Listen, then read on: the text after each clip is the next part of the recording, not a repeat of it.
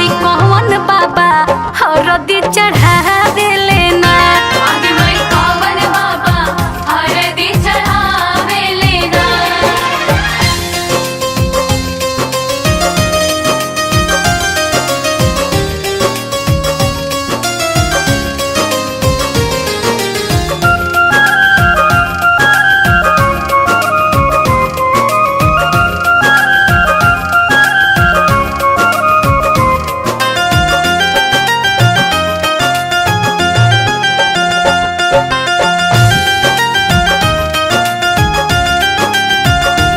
आगे माई कौन बाबा हरदी चढ़ावे लेना।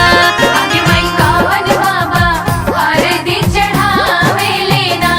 आगे माई कौन बाबा हरदी चढ़ावे लेना। आगे माई कौन बाबा हरदी चढ़ावे लेना। आगे माई बाबा से बाबा अपना बाबा ना। आगे माई अपन बाबा हरदी चढ़ावे लेना।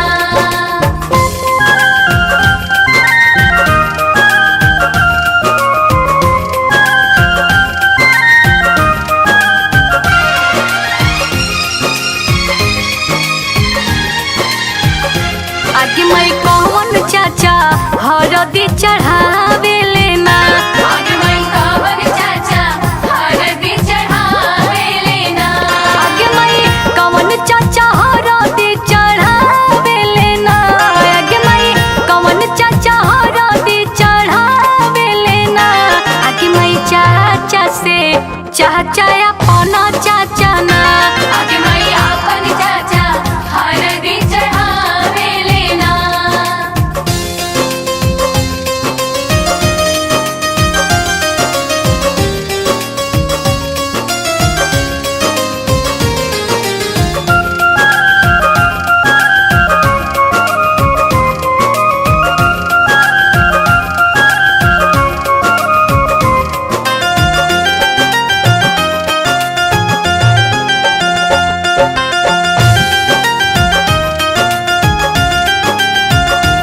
आगे माई कौन मामा हरदी चढ़ावे लेना।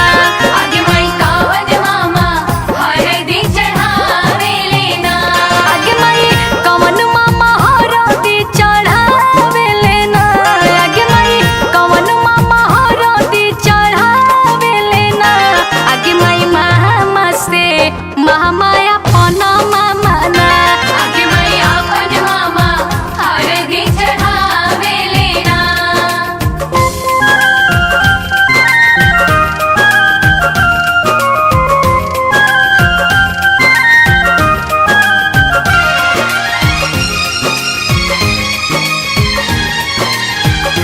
आगे माई कौन भैया हरदी चढ़ावे